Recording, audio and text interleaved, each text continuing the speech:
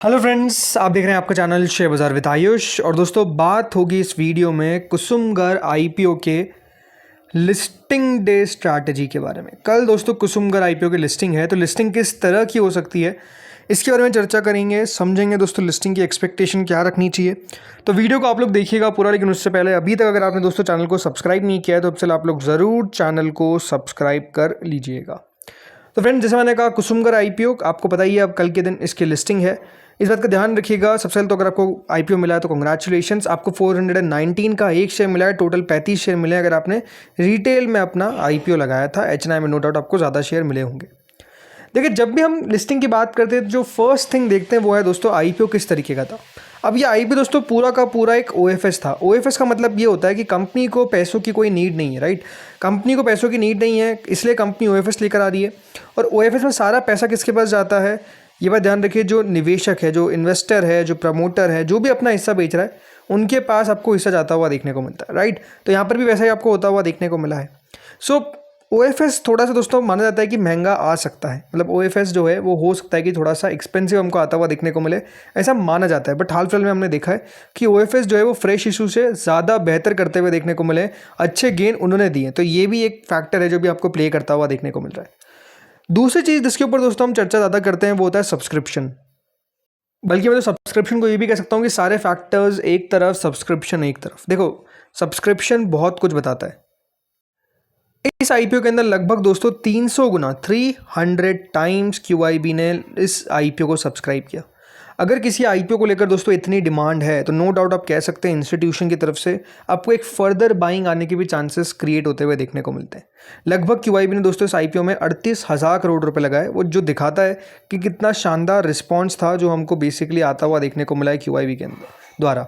और इसके अलावा जो इसकी एंकर बुक थी वो तो और भी सुपर्ब थी, मतलब शानदार शानदार शानदार। दूसरा, एचएनआई कैटेगरी 174 टाइम सब्सक्राइब हुआ, रिटेल 28 गुना सब्सक्राइब हुआ, टोटल ये आईपीओ देखिए 135 गुना सब्सक्राइब हुआ। कंपनी को 61,931 करोड़ रुपए मिलते हुए दिखे। इतना पैसा आना कोई आम बात नहीं होती है, कोई छोटी बात नहीं होती, बहुत बड़ी बात होती है। तो सब्सक्रिप्शन वाला जो पॉइंट है वो तो दोस्तों कंपनी आप कह सकते हैं बहुत अच्छे से टिक करती है। रीज़न सिंपल है, बिकॉज सब्सक्रिप्शन इतना आउटस्टैंडिंग हमको आता हुआ देखने को मिला कि इससे ज़्यादा कुछ कहें क्या। ठीक है, तो ये सब्सक्रिप्शन वाला पॉइंट तो क्लियर हो गया। अब दोस्तों यहाँ पर जो चर्चा करते हैं वो थोड़ी सी चर्चा करते हैं इसकी वैल्यूएशन को लेकर, बिकॉज इंपॉर्टेंट क्या है कि देखिए लिस्टिंग के ऊपर वैल्यूएशन का भी एक पुट तो आपको ऐड होता हुआ देखने को मिलता ही है, राइट। तो कंपनी दोस्तों अपना आईपीओ लगभग 45 की पी पे लेकर आई, लेकिन इस बात का ध्यान रखिएगा जो इसके रिटर्न रेशियोज है वो बहुत ज़्यादा इंटरेस्टिंग है। रिटर्न ऑन इक्विटी 25% के आसपास है, मतलब लगभग 26% है।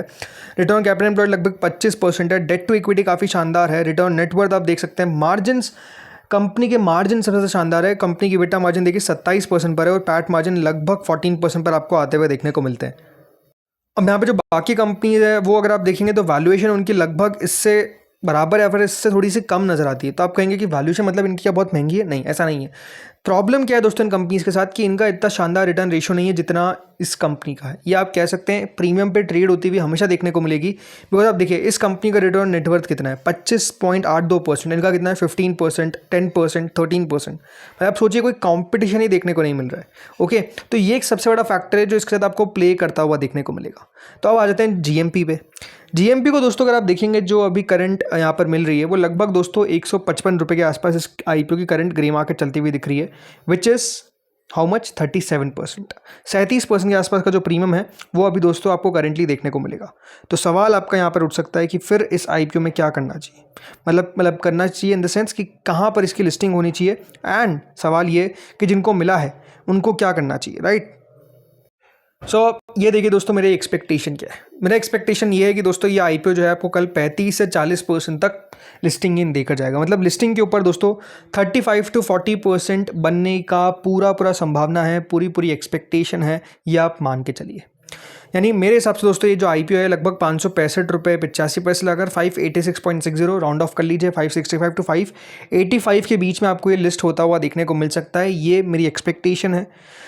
अगर मार्केट दोस्तों कल शुरुआत में खुला ही बहुत नीचे, मान लीजिए कि जो यूएस ईरान अभी आपको युद्ध चलता हुआ देखने को मिल रहा है, अगर ये थोड़ा सा खेल बिगाड़ देता है तो फिर आप 5% नीचे कर लीजिए, मतलब 544 एक नीचे की रेंज हो जाएगी और 565 तब भी मेरी ऊपर की रेंज रहेगी। आई डोंट फील पर्टिकुलरली कि IPO दोस्तों 35% से कम किसी भी लिहाज से देखा जाएगा। रीज़न क्या है? रीज़न जैसे मैंने कहा दोस्तों, जिस तरीके की कंपनी है, मतलब आप सोचिए ये कंपनी जो है ये इंजीनियर्ड फैब्रिक इंडस्ट्री के अंदर एक्सपर्टाइज रखती है, कस्टमाइज और हाई परफॉर्मेंस फैब्रिक है इनके। मतलब इस कंपनी की पॉजिटिव्स की अगर आप बात करते हैं तो पॉजिटिव्स मेनली क्या है? पहली बात तो इसके अंदर एंट्री बैरियर्स बहुत ज़्यादा है, मतलब सुपर हाई है। ये बिज़नेस के अंदर एंट्री लेना कोई आसान बात नहीं है। दूसरा, काफ़ी अप्रूवल्स क्वालिफिकेशन चाहिए होती है इस बिज़नेस के अंदर एंट्री लेने के लिए। स्ट्रॉन्ग मोट और ट्रैक रिकॉर्ड यहाँ पर रिक्वायरमेंट होता है, तब जाकर आपको इस सेक्टर के अंदर आप कह सकते हैं अपना अच्छा नाम बना सकते हैं। ये सारी चीज़ याद रखिए कुसुम ने कर ली है, ठीक है। इस इंडस्ट्री में कंपनी है तो इनका ग्लोबल प्रेजेंस है। स्केलेबिलिटी में कोई बहुत बड़ा इशू आपको आता हुआ देखने को नहीं मिलेगा। ग्रोथ काफ़ी अच्छी देखने को मिल सकती है। नेगेटिव क्या है? नेगेटिव ये है कि दोस्तों कह सकते हैं जो टोटल एड्रेसेबल मार्केट है ना, वो उतना ज़्यादा नहीं है, मतलब वो लिमिटेड ही रहेगा, ऐसा नहीं कि बहुत ज़्यादा बढ़ता रहेगा। मार्जिन ऊपर नीचे होते रहेंगे। और यहाँ पर अगर आप कोई सोचते हैं कि हाँ मैं इस कंपनी को इससे कंपेयर कर लेता हूँ, तो वो हमेशा गलत रहेगा। बिकॉज ये बात ध्यान रखिए, हर कंपनी का थोड़ा सा अलग ही आपको बिजनेस स्टाइल देखने को मिलता है। तो वैल्यूएशन को अगर आप सोचते हैं कि अगर मैं मार्क करना चाहूँ तो वो कभी कभार मुश्किल हो सकता है, राइट। तो इसलिए बाकी प्रॉब्लम नहीं है। तो व्यू लॉन्ग टर्म को लेकर भी ऑनेस्टली मेरा पॉजिटिव ही है। But again long term, short term, anything what you want to do, आपको अपने फाइनेंशियल एडवाइजर से कंसल्ट करना एज अ डिस्क्लेमर ये बताना इंपॉर्टेंट है। बाकी मेरे हिसाब से देखिए यहाँ पर ग्रोथ अच्छी आपको आती हुई देखने को मिलेगी। कंपनी को एक्सपेक्टेड है कि करीबन 2 और बड़े ऑर्डर्स मिल सकते हैं, एक भारत से और एक शायद तक US से मिलता हुआ नज़र आएगा। तो ये भी कह सकते हैं कि फोकस में रहेगा। सो आई फील कि देखिए यहाँ पर हाँ ग्रोथ की अच्छा एक्सपेक्टेशन करके चला जा सकता है। कंपनी को वैल्यूएशन जैसे मैंने कहा अच्छी मिलती हुई नज़र आएगी, तो वहाँ पर कोई बहुत बड़ा इशू नहीं रहेगा, ये हम मान कर चल सकते हैं, राइट। तो ये मेरा दोस्तों लिस्टिंग का एक्सपेक्टेशन है। बाकी सवाल उठता है कि जिनको नहीं मिला वो क्या करें।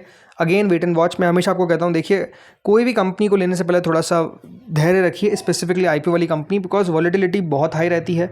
वॉलेटिलिटी झेल पाए नहीं झेल पाए बहुत मुश्किल होता है। कभी कभार देखिए तेज़ी से नीचे आता है, कभी कभार तेज़ी से ऊपर जाता है, तो वो कह पाना मुश्किल है। और कभी कभार स्थिर भी हो जाता है, बट स्थिर कम रहता है।